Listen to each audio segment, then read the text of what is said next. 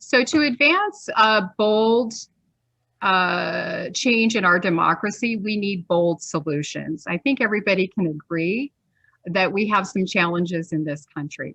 Florida for a Rising Democracy is a diverse coalition of Florida organizations and community members representing people who believe it is time to get big money out of politics, make voting simpler, safer, and fair, and hold our elected officials accountable.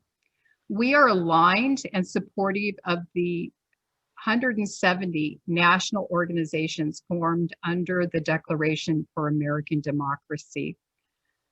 We are ready to move forward toward a future where all can thrive.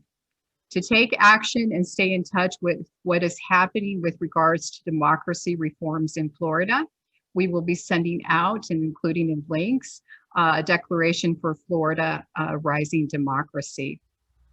Again, as I said, my name is Lori Woodward Garcia. I'm the co-leader of Broward for Progress, and I'm joined by some wonderful organizers here today and some speakers that you're going to hear about on democracy reform. A reminder, this event is open to the media and it is being recorded. We are live streaming it on Facebook and it will be shared later today on YouTube. If you are live with us in the Zoom, please put where you're joining us from today and feel free to use the chat. Carol. I know there are many folks that probably are zoomed out by now, but we always have new folks. So if anybody is new to Zoom, there's a button there. You're welcome to mute yourself. If you have any questions, there's a chat function there. And of course, if you have any questions, please hold them to the end for our speakers and we'll open that up, but we do encourage dialogue.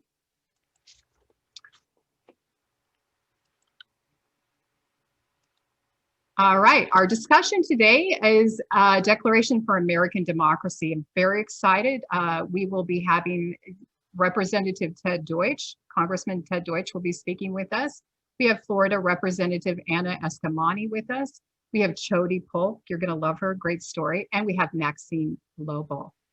I'm gonna pass this off to Anna. Anna, Mary. Mary's gonna do the introduction to our first speaker. Hi, everybody. I'm Mary Lawrence. I'm with Indivisible St. John's up in the Northeast red part of the state.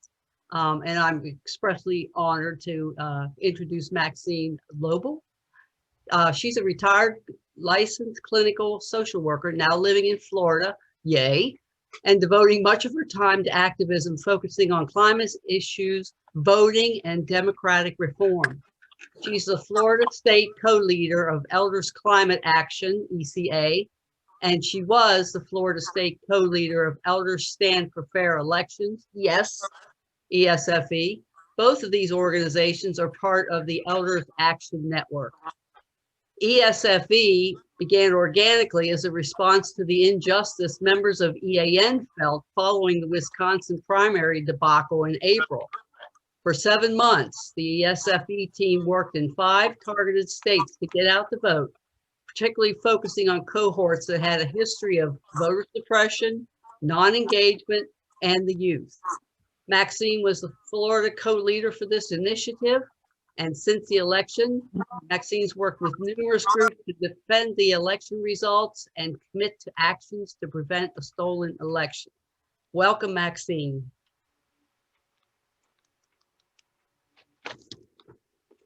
Thank you. I think I was on mute and I'm just trying to go to the gallery view or the single view. Am I on that now, Lori? Yeah, so if you, in the upper right-hand corner, you will see where there are 3 dots there and it will give you a choice of speaker view, I believe.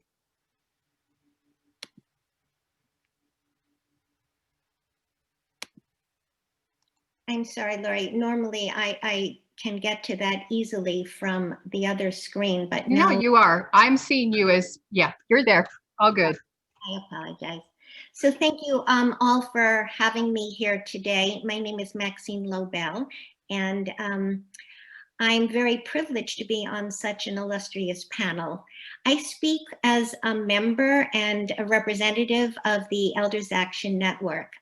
As an elder, I feel as though we have taken a very activist role in what's happening to our country from many different perspectives.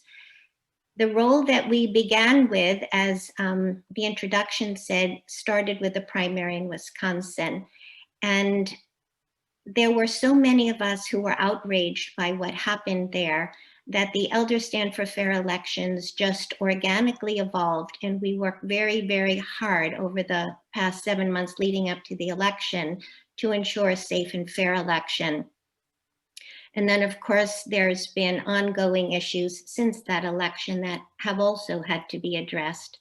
Right now, the fact that this new collaborative has formed of defining where we go from here and declaring that there needs to be attention to our American democracy, and especially here in Florida with the Rising Democracy Initiative.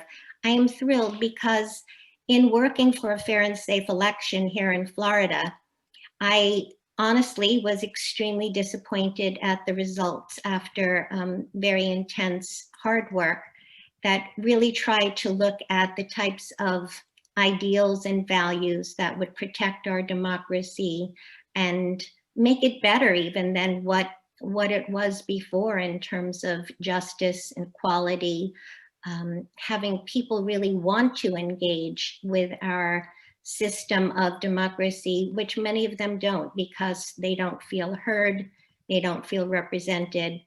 And now, as this new collaborative is forming, we have an opportunity to address those issues. And I think it's important for us all to be involved in recognizing that we have to somehow manage to create a conversation with people who may not necessarily agree with us, but we have to bridge gaps so we can move forward. I want to just end by saying that I'm thrilled to be a part of this. And there's a wonderful quote by Joanna Macy that I wanted to share. Identifying the outcomes that we hope for and then playing an active role in bringing them about is the way she describes active hope. We don't wait until we're sure of success. We don't limit our choices to the outcomes that seem likely. Instead, we focus on what we truly, deeply long for, and then we proceed to take determined steps in that direction. So I appreciate Lori's bringing me on board. I hope to really work that effort and appreciate all of you who are here, who I hope will join hands and make our democracy one that represents us all. Wow, thank you so much, Maxine, for sharing that. Wow, that really spoke to my heart, especially where we know, and I want to just mention briefly before we go to our next speaker, that the logic between Florida for a rising democracy. It doesn't say a better democracy or, restoring democracy. We know that democracy hasn't worked for many people for many reasons, and we need to do better for everyone. I'm going to pass it off to Anna. Anna is going to introduce our next speaker. Anna. Hi, I'm Anna Anselmo, and I'm a co-lead of Broward for Progress, and I'm happy to introduce Jhody Polk, who is the founder and director of the Legal Empowerment and Advocacy Hub, Florida's first participatory defense hub and home of the National Jailhouse Lawyers Initiative. Jhody is a coalition member of Just Democracy, a coalition of 35 plus Black and Brown-led social justice organizations fighting to end racism in our democratic institutions by abolishing the Electoral College, reforming our judiciary, and making DC the 51st state. Jhody has also been recognized as a 2018 Soros Justice Advocacy Fellow, 2019 Peace Builder of the Year, and recipient of Dr. Martin Luther King Jr.'s Legacy Award. Ms. Polk works in areas of peace building, legal empowerment, and human rights to abolish and transform systems of injustice into people-centered justice. She served as a Central Florida organizer on the campaign to restore voting rights to over 1.5 million Floridians with felony convictions. She previously served as the Director of Community Justice at the River Phoenix Center for Peace Building.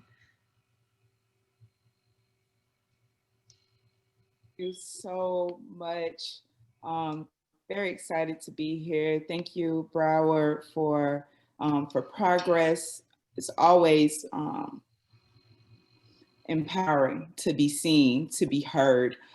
That's not something that I've always, just had the privilege of being. And so, this conversation isn't a conversation that was always important to me or something that, we talked about inside of my local neighborhoods. And so for us to now be a part of, not just a part of the conversation, but to be having these conversations in our own spaces means so much to me and to all of us.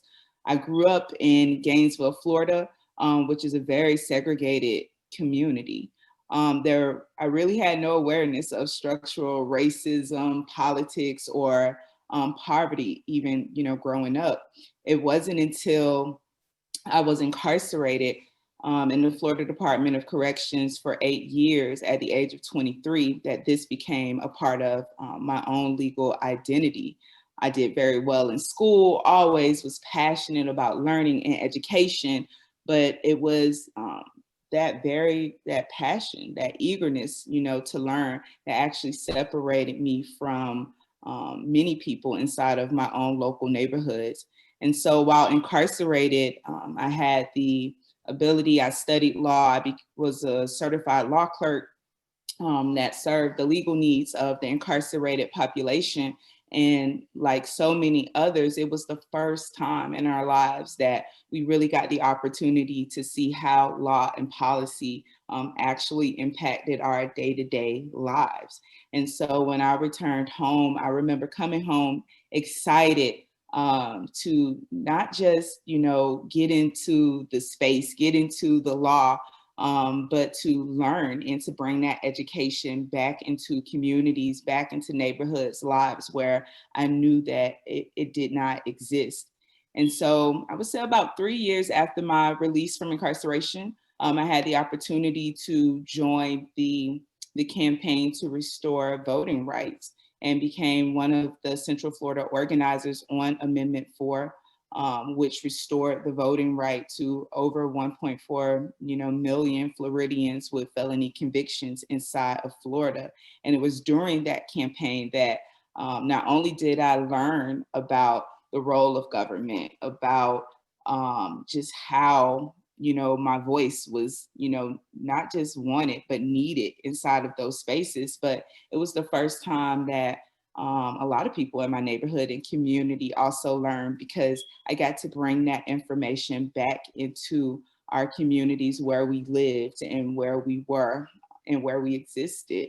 Amendment 4 was also the first time that I really truly got a sense of community and coalition building outside of being in prisons. And so to join, registered voters, as well as to bring people who are locked out of that process together will forever have changed my life.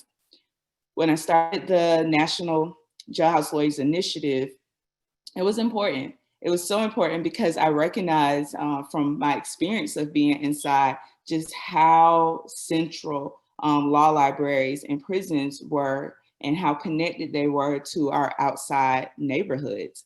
The prison law library was, a place where citizenship could be inspired, where we could learn and begin to share information and to understand in a way that we could bring that legal empowerment and legal identity back into our communities and our neighborhoods to disrupt, community to prison pipeline, and to be able to, grow more leadership of individuals, who represented us and looked like us.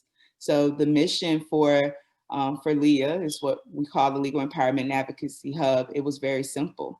We just wanted to create a space, our own space and community where it wasn't just about what we did, but we had the opportunity to know and understand the law so that we could practice it, participate in it, and then ultimately become shapers and transformers, you know, of the very justice systems that we live underneath, and to really build healthy communities from the inside out. I'm so proud to be one of many hubs, you know, across the country that are working with families, working with our legal community to not just get the best outcome for our loved ones who are going through the criminal justice system, but to come up with, you know, new solutions and alternatives around how the justice system works. We have currently nationally together saved over 6,500 years of time versus seeing that time being, you know, served out through the lives of our community people. So the people who are most, you know, impacted by injustice in the criminal and justice system, we're oftentimes, it's not that we don't want to be a part of it. We've never even had an opportunity to learn, to have the information, to be able to make a choice. And so that lack of knowledge and awareness is what, you know, divides us from participating inside of our, inside of government, but also it removes our right to hold, you know, people in power accountable for how we're creating and shaping democracy and community. And so a lot of times we know something's wrong, but when you're isolated within larger, you know, inside of the larger community, a lot of times we begin to see ourselves as the problem versus being able to have a healthy understanding and knowledge of, you know, just where these issues are existing from, or to even be able to call them wrong. And so knowledge, as well as trust relationship, is definitely the center of how we do work at L.E.A.H.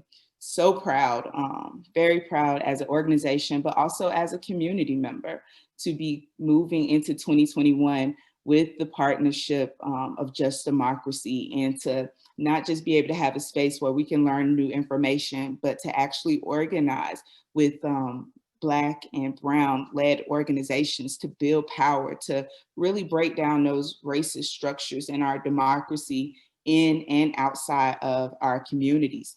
On Monday, we saw the inner workings of one of the most destructive institutions, our Electoral College, and it's more than, you know, just a vote not being able to be counted as a vote. For a lot of people like myself who have received the right to vote and who participated inside of the election, to get to this place, you know, where it seems as if our vote doesn't matter, that sends a very loud and clear message. And so this is important, not just to elect individuals, but to have a trust and a relationship with the very community, as well as the institutions and structures that are in place to protect us. And so I think, you know, for me, expanding early voting, improving voter registration, and ensuring that everyone has access and the right to vote is important. But the foundation and most important part of building a true democracy is creating, you know, the relationship, working together to have stronger institutions where we can not just be able to respond, but we can dream together, you know, what justice looks like, where all voices are included, and not just the communities in one space, but I'm even talking about communities in incarcerated places, communities, you know, all over. And so excited to be a part of, you know, the conversation, but more important, I'm excited to be inspired to be a citizen, so that no matter what the messages look like, no matter what people in power, you know, are doing or saying, or how destructive the laws are, but that I get to choose, that we as a community get to choose what we do with that and how we continue to move forward. Thank you so much, Jhody. Wow. I am just so humble and grateful that you're on our panel today. A couple things stood out there for me. 6,500, I got goosebumps. That is just incredible. I love what you're saying about all voices included. Obviously, we don't have a representative democracy if all voices are not included. We're missing a lot of voices. We need to build out that power. And you and I have spoken about this before, and it's deep in my soul. It's down in my DNA. Relationship building is critical. So thank you for sharing that. I'm happy to kick off to our next member, Cynthia. She's going to do our next introduction. Cynthia. Yes, Cynthia Lippard, one of the organizers in Indivisible Florida 13 around the St. Petersburg area. And I'm very pleased to introduce Florida Representative Eskamani, who is a bold fighter for Florida families and everyday people. She was born and raised in Orlando. She's the daughter, I just lost my information there. She's the daughter of working families. And it's the daughter of working class immigrants who came to this country in search of American dream. Anna went to public schools in Orange County and then to the University of Central Florida, where she earned dual degrees as an undergrad and graduate student. She is now working on her PhD in public affairs, works in the nonprofit sector, and is proud to be the State House representative for District 47 in the Florida legislature. A bridge builder, Anna ran for office for the first time in 2018, flipping her legislative seat and making history as the first Iranian American elected to any public office in Florida. Wow. In 2020, she won her reelection by an overwhelming majority and has been championing critical issues like economic justice, environmental protection, equality for all, funding for public schools, and support of arts and culture. She's been a leading voice in carrying Florida's democratic message. Thank you. Thank you so much, Cynthia. And it's great to be here with everyone. And I just want to echo the gratitude for Jhody's remarks, especially speaking as someone who has been through Florida's criminal legal system. Your story is so powerful, and I'm just so grateful to share space with all of you. And as somebody who has visited the state prisons in Florida through unannounced inspections, it's just horrifyingly bad.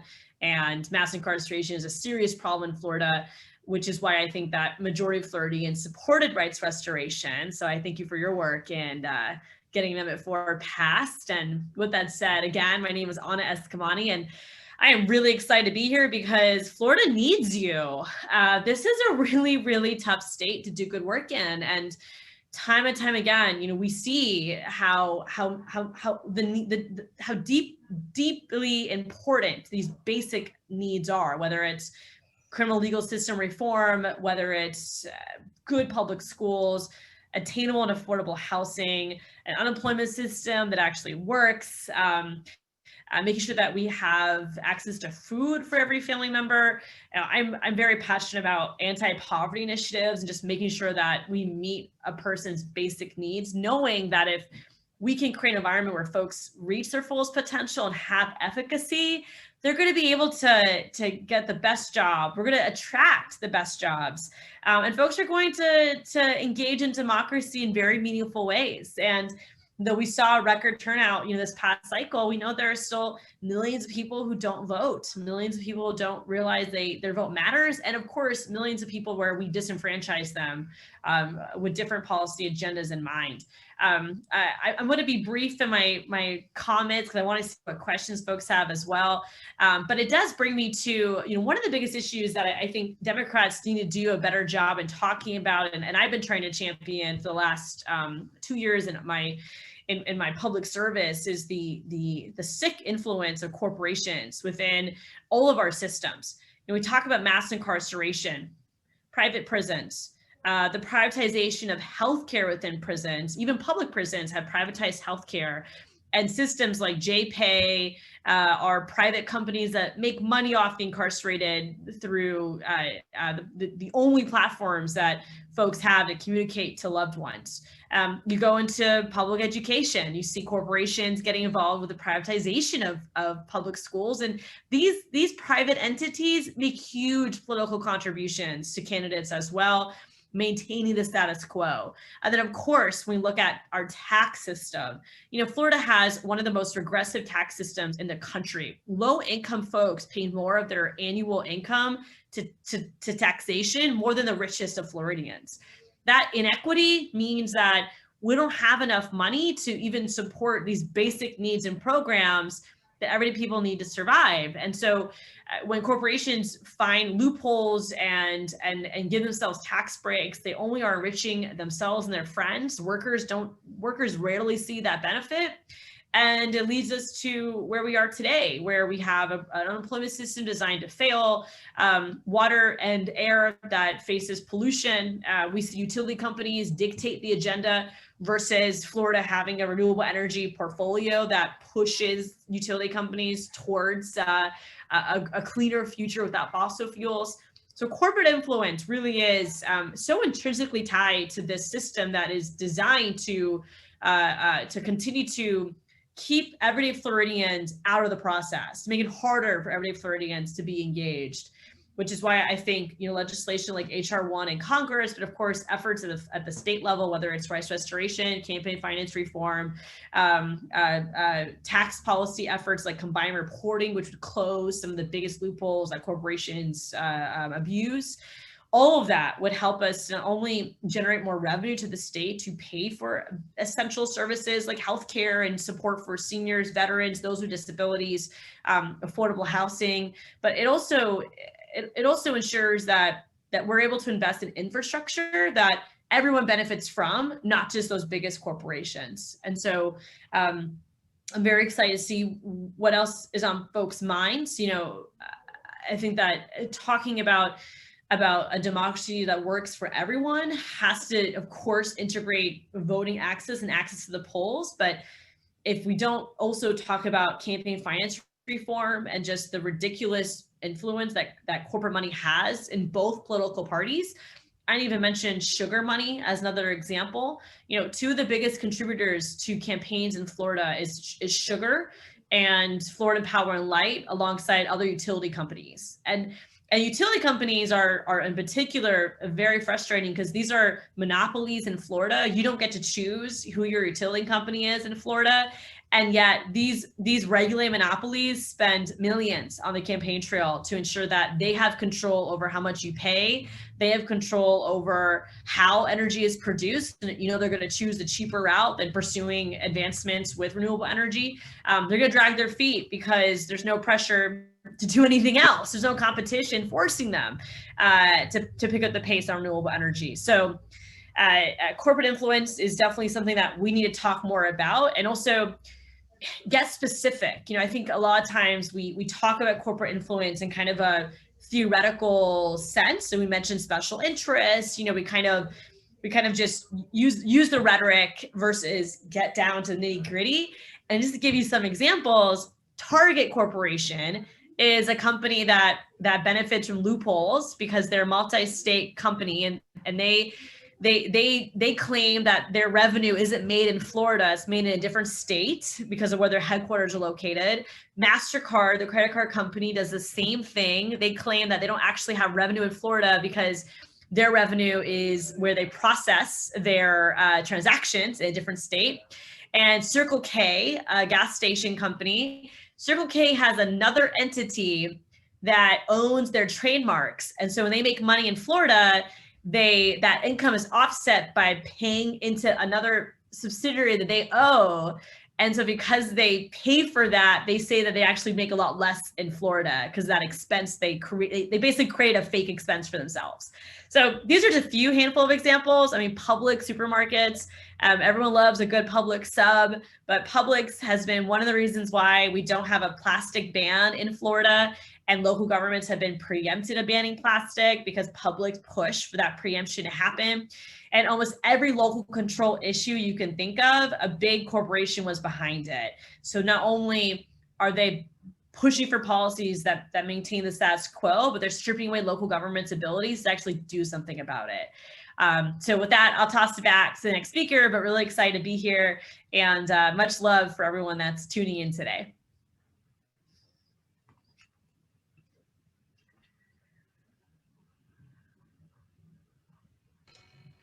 Lori, you're muted. Thank you. Thank you for letting me know, Anna. I was going to say, Representative Eskamani, thank you so much for sharing that wisdom with us. You know, one of our speakers that was going to be with us today, unfortunately couldn't make it, was a victim of dark money, and that was Senator Jose Javier Rodriguez. I look forward to hearing how anybody in this state can help your efforts, or any of our lawmakers. It doesn't matter what side of the aisle you come from. We agree that we do need some democracy reforms here in Florida. Without further ado, I'm happy to announce our next speaker. Let me share my screen here. Is Congressman Ted Deutch. Congressman Ted Deutch represents Florida's 22nd district, home to communities in northern Broward County and southeastern Palm Beach County in sunny South Florida. Now serving his 6th term in the 116th Congress, he is the chairman of the House Ethics Committee and a senior member of the House Judiciary Committee and the House Foreign Affairs Committee, where he serves as the chairman of the Middle East, North Africa, and International Terrorism Subcommittee. Congressman Deutch serves as vice chair of the House Democratic Task Force on Democracy Reform, where he has been a leader on Democratic caucus efforts to make it easier for Americans to vote, reduce the influence of money in politics, enhance voting rights, and secure our elections. He is the lead sponsor of HJ Resolution 2, the Democracy for All Amendment, a constitutional amendment to overturn, this is speaking to my heart, I'm almost getting goosebumps, overturn the Supreme Court's 2010 decision in the Citizen United versus FEC. The amendment would allow for reasonable limits on campaign spending, including spending by super PACs, corporations, and dark money groups. We are very honored to have Congressman Ted Deutch with us. Well, thanks. Hold on one second. There we go. Thanks so much, Lori. I know that I'm in the right place when people talk of getting goosebumps at the thought of overturning Citizens United. So, so thanks. It's great. It's really, really great to be with all of you. Lori, thanks for your leadership. Maxine, thanks for the really important words and presentation. Jhody, everything that you said is so relevant to why we're doing this. You are right. We need to dream together. We've got to focus on knowledge and trust, and we have to create our own space, but that space ought to be at the table setting the agenda rather than creating our own space on the side with a system that doesn't listen to us. So thank you for the powerful work that you do. And Anna Eskamani, we've not had a chance to meet before, but like everyone else in Florida, I've been following you, and it's really, really great. I so admire your passion and your energy, and I'm thrilled to have the opportunity to spend some time with you here. And as someone who spent time in Tallahassee, taking on the entrenched interests, the tobacco industry and the gun lobby and others, you are so right about the need for us to reform our democracy. And that's why we're all here. That's why all of the groups who are involved in this are participating. The problem is, in America, it's too hard to vote in too many places. We talked, Jhody, you talked about your work. Anna mentioned this too.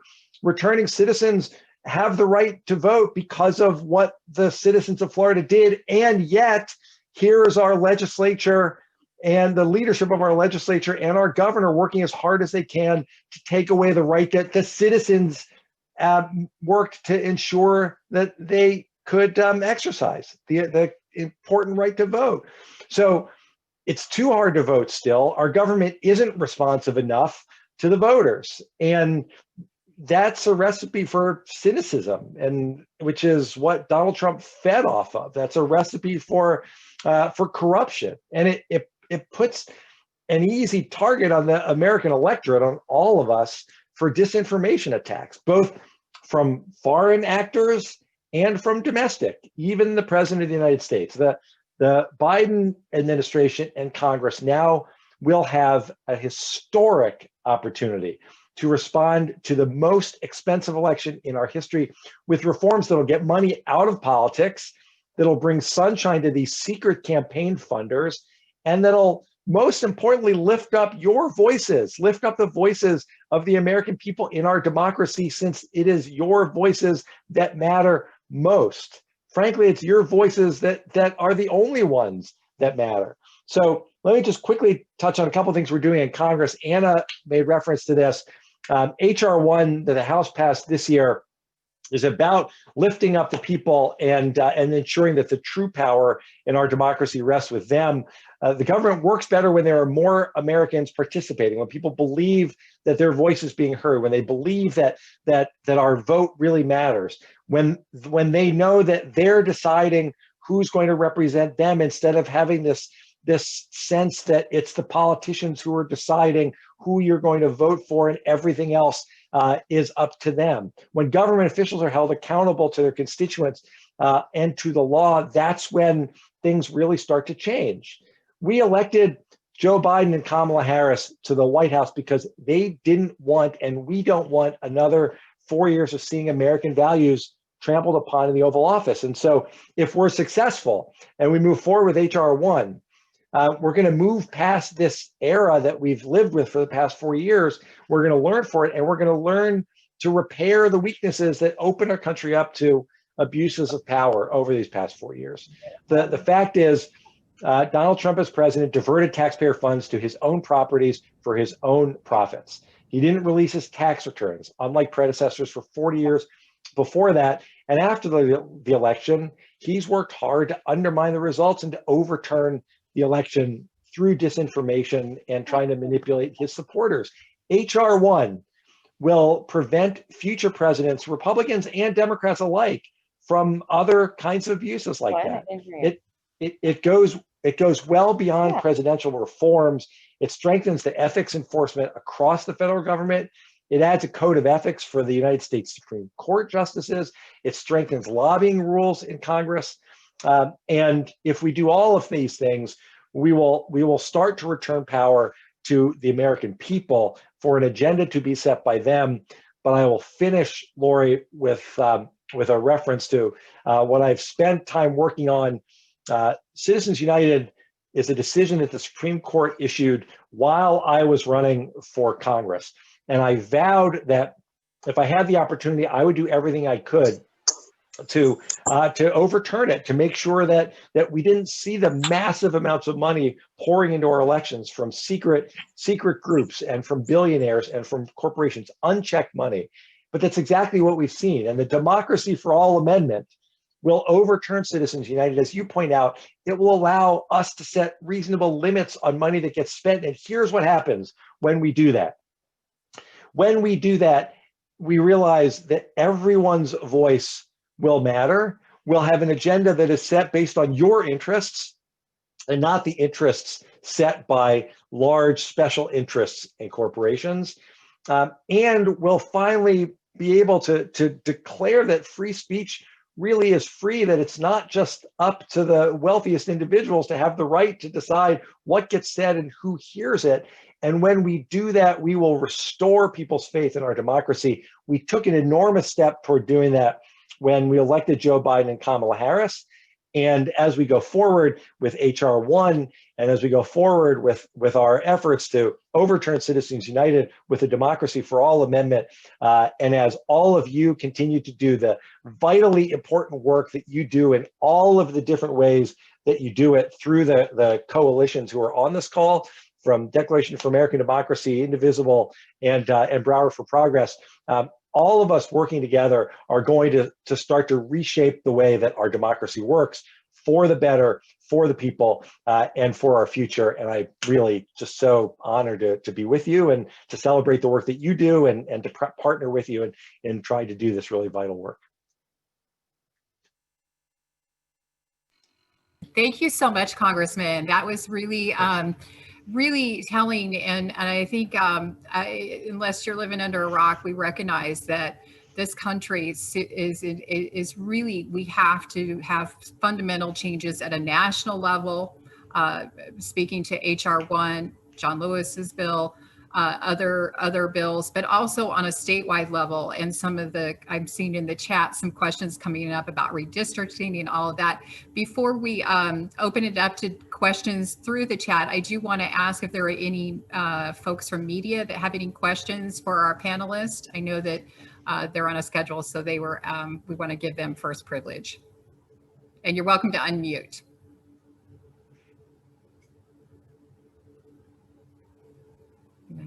Going once, going twice. Okay. All right. I know that there was some questions in chat.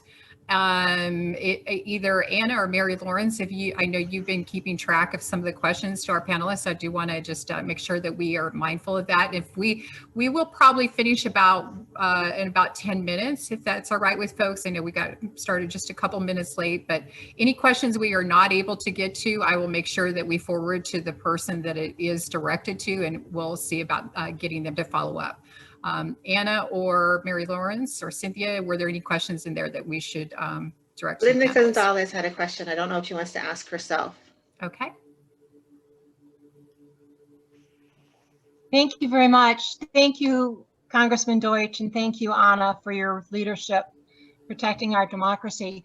My question was, and it goes to what Anna and both of you were speaking about, money in our government, everything for profit. And I was asking the question because our Florida Senate president this year said, Simpson said that clean water would actually be his priority this year.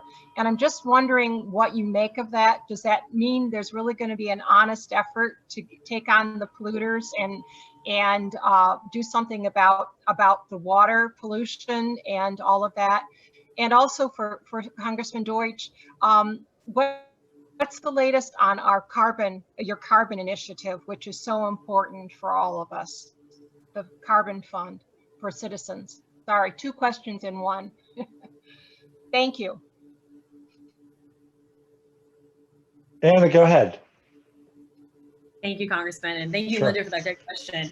From the state perspective, I do not think it's going to be an intentional effort to hold polluters accountable. And I say that because the Senate president is a he comes from agriculture. And so I think no matter what, he's going to be very, very pro-agriculture. And unfortunately, especially in South Florida, when we look at Lake Okeechobee and how that water is flowing to benefit agriculture versus what might be in the best interest of environmental advocates and of the region, we do see an emphasis leaning towards agricultural standards. Now, Florida does have what's called best management practices, or BMPs, for agriculture. And a lot of advocates, especially within environmental groups, have asked for those BMPs to basically be modernized and be more strict. Because much like historically, some environmental standards will be established by government, whether it's state government or federal government, but they're the minimum. They're not the actual ideal standard, right? So I would like to see standards increase, but that definitely has not been at the table, as a conversation. I think that there is consistency when it comes to, continuing on Everglades restoration. My concern is going to be with not just the Everglades, but also springs across the state of Florida. And many of our springs, they are just lacking of life. Phosphorus has completely destroyed the ability for oxygen to be in the water, for fish to live, which means birds don't come. And you visit some of our springs in Florida, and it's just quiet. There's no creatures there because of how damaging phosphorus has been to our waterways, from not just agriculture, but also development.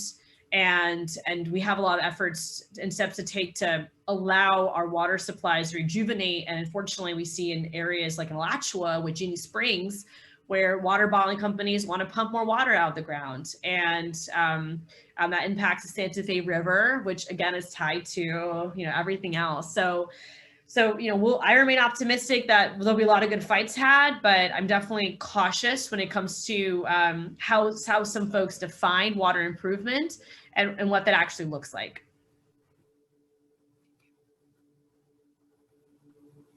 Okay, sorry, and my link just went out. So it's Linda, nice to see you.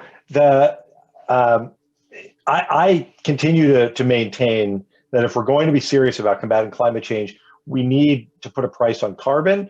And coming back in January, we're going to have an administration, unlike the current administration that has worked to protect the fossil fuel industry.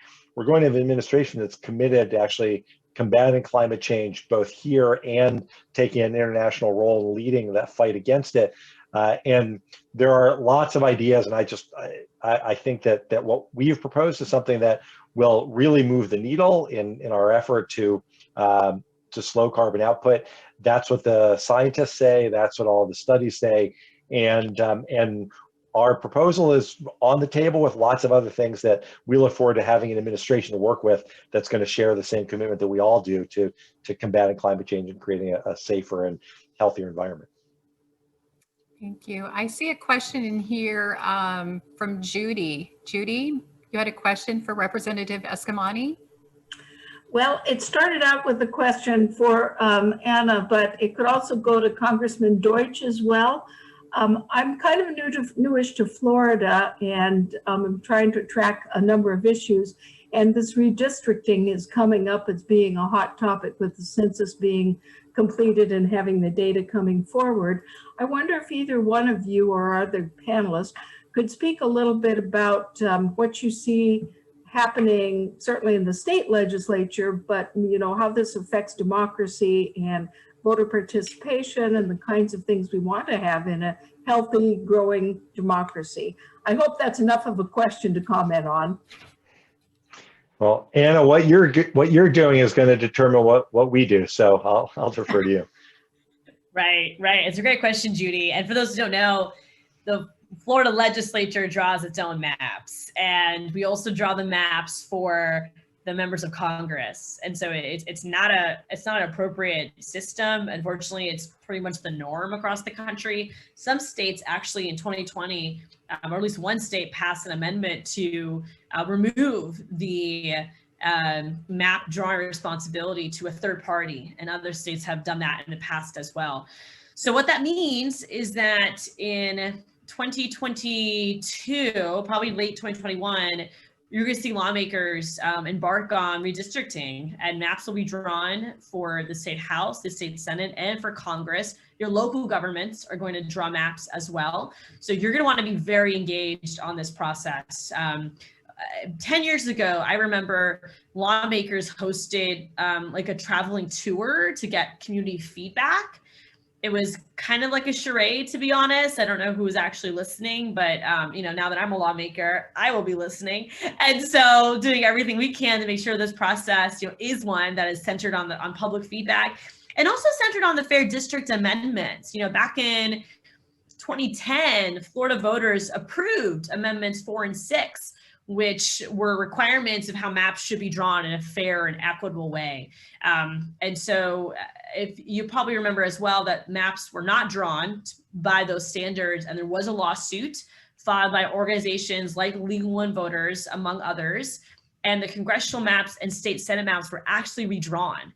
Now, of course, the Florida State Supreme Court looks very different right now. So it's a lot of just precarious situations around the future of maps in Florida. But I think the one key takeaway for everyone to have is this is a process you want to be very involved in. You want to hold your lawmakers accountable on these maps being drawn, and do whatever it takes to make sure that the final product is fair and dense, and the maps reflect Florida. And there has been some conversations of even additional seats being drawn for Congress because of population growth. So, to be continued to see what that could look like.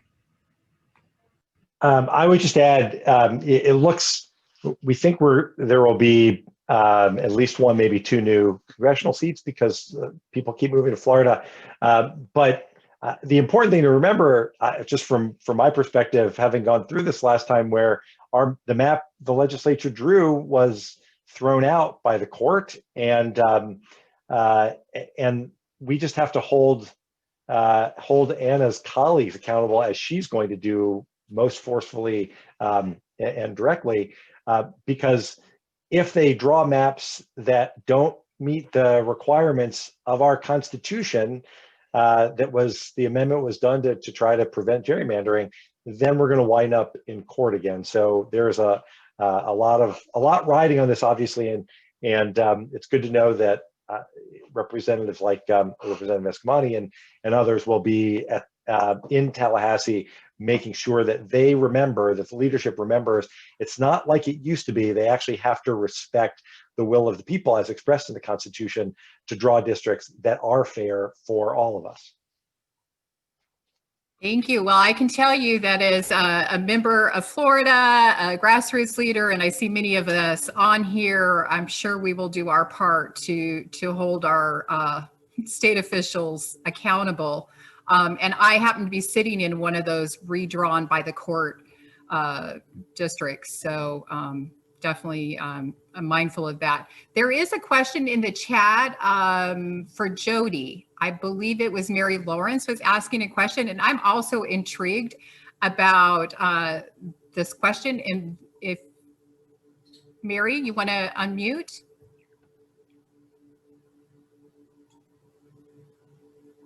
Okay, can you hear me?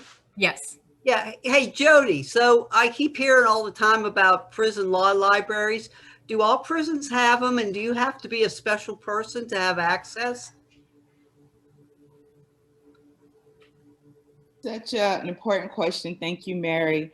So it is an incarcerated person's constitutional right to have access to the courts. And so institutions provide that access by having law libraries with trained incarcerated individuals who act as peer, but a supporter, of people being able to access different materials, as well as, prepare their documents and arguments to seek relief.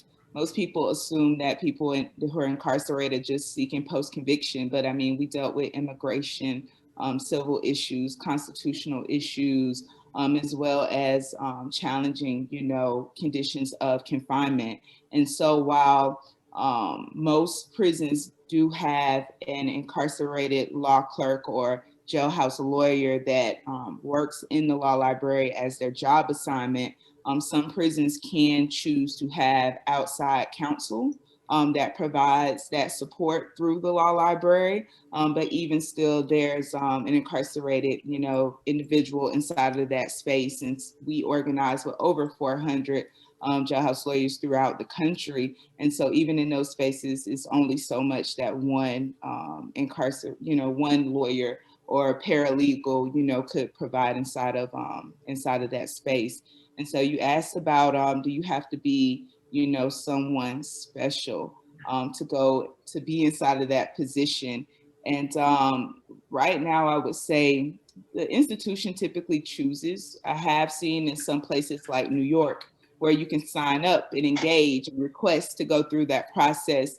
But for most places, specifically here in Florida, the institution, rates you based off your education and what experiences you come in with, on whether or not you can read well enough, write well enough, to understand enough to answer, questions. So right now we are nationally partnering with law schools and law students, and they are creating a shared learning, shared power experience where we are, redeveloping what that training would look like and what training is for jailhouse lawyers and law clerks, as well as our law students get the most amazing experience. And so we're also shaping, future lawyers across the country as well.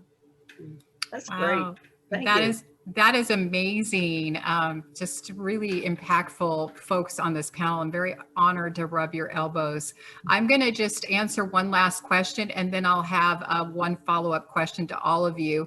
The question was, tell us more about Florida for Rising Democracy, or how can we stay involved with this question? And while I answer that to the panelists, the last question that I have for all of you is, what action could activists or community members or group leaders, anybody in the state of Florida, what advice would you have for them for being impactful for these democracy changes? I'll circle back with you in a minute. For folks that are asking to get involved, floridaforrisingdemocracy.org. You can sign up there and get information that will get you on our email list. We are looking for community members and organizations. It's nonpartisan. We all can agree that our democracy needs some improvement. We definitely have some things that we need to take care of. H.R. 1, the John Lewis bill, reforms here in Florida. We can all agree that all that money that was spent could have been, in fact, put on our health care, could have helped with COVID relief, could have helped the unemployment situation here in Florida. We have needs in our community that are deep, and this election muddling, if you will, we need to, now is the time to make those changes. So I invite you to sign up, Florida for a risingdemocracy.org.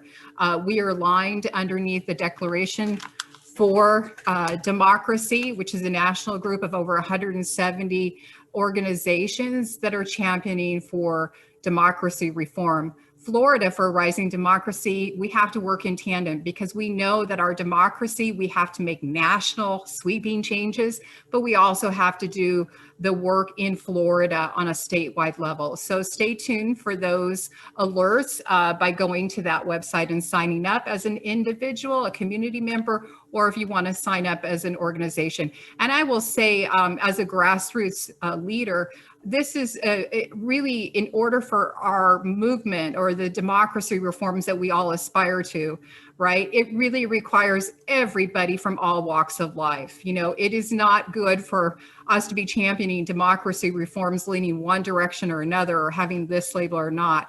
We need, you know, small church groups and different folks from all walks of life in our state of Florida to really champion reform so everybody feels like our democracy is working for all of us. And then we can go on to fighting for reforms, whether it's healthcare, racial justice, immigration reform,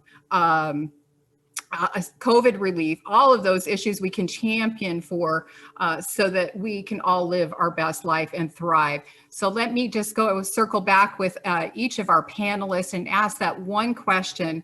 I'll start with you, Maxine. What is one thing that you would like to impart with folks here as we close out that they can do to take action for democracy reform? What comes to my mind, and it's interesting that it does because I've come from a very nonpartisan effort with the Elders Stand for Fair Elections and now with Elders for Sound Democracy.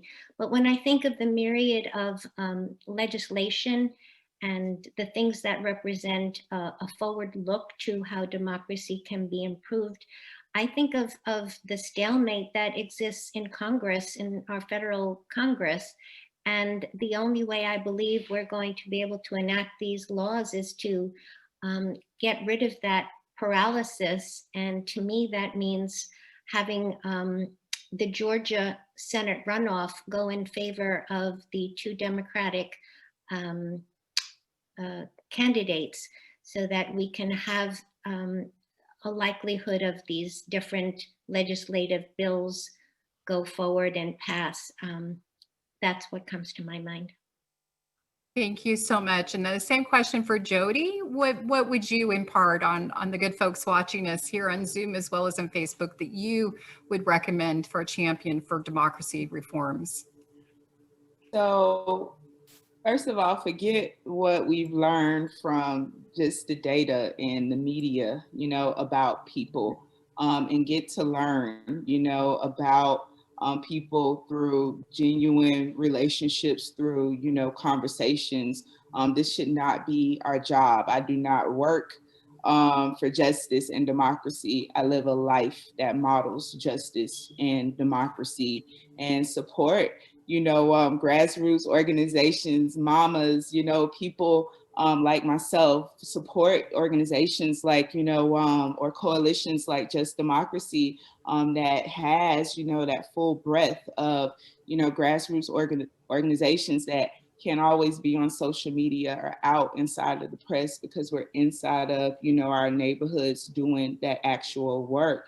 And the most important of all is remember that people who are incarcerated, that this is our community too. In Florida, because I'm formerly incarcerated, I can't go into places where people would benefit the most, right? From not just hearing my story, but hearing my passion, my vision for what is, for solutions. And so I can't go into schools, I can't go into the prison, I can't go into the jails, but you can.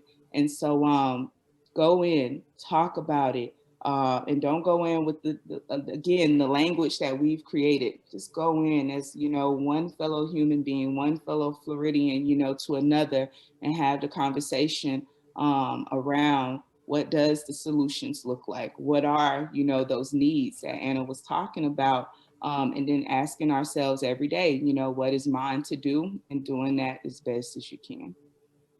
Thank you so much for sharing that. And Representative Eskamani, if you could just share with us what you would impart on.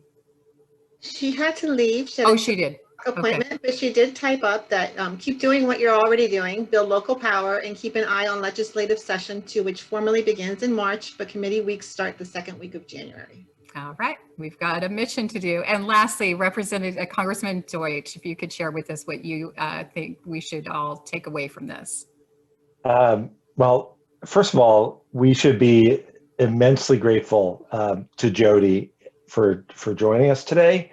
Jhody, we do a lot of Zoom calls. We all, I think, have our own fair share of Zoom fatigue, because a lot of times these all start to seem the same. And then we have an opportunity to hear from someone like you, and we realize what's at stake in all of this, and why we should be so committed to it. So thank you. That's one thing we should all take away. I'm really, really grateful to be in your presence. And look, I had one more thing though. I want to give everyone an assignment, because Jhody was talking about our prisons. If you've not seen Ava DuVernay's film 13th, you should watch it, and then you should use it to be motivated to tackle so many of the issues that we've been talking about. It's really powerful. And I'll close with this. 2020 has been, I think by all accounts, with the exception of the outcome in our presidential election, 2020 has been a horrible year. And beyond the 300,000 Americans who have lost their lives, and the millions and millions of people who have been impacted by the pandemic, and the economic pain that so many people are feeling, we all have personal losses that we've experienced. And for me, over the course of this year, I lost a friend. We all lost a hero of ours when John Lewis passed away. And John always said, and you've all heard him say it, and I was privileged to hear him say it up close. John always talked about getting into good trouble and necessary trouble.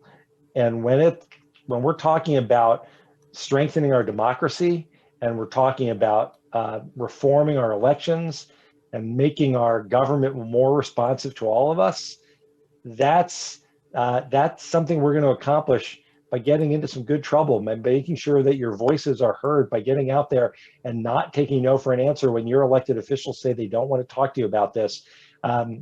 John Lewis left an immense legacy, but that's right at the top. And then I'll finish with just a different variation of what Jhody said, which I think is so powerful. I say it in a different way that's not nearly as powerful, but I just like to remind people that this work that we do, trying to strengthen our democracy so that everyone has a decent opportunity and a fair opportunity to succeed.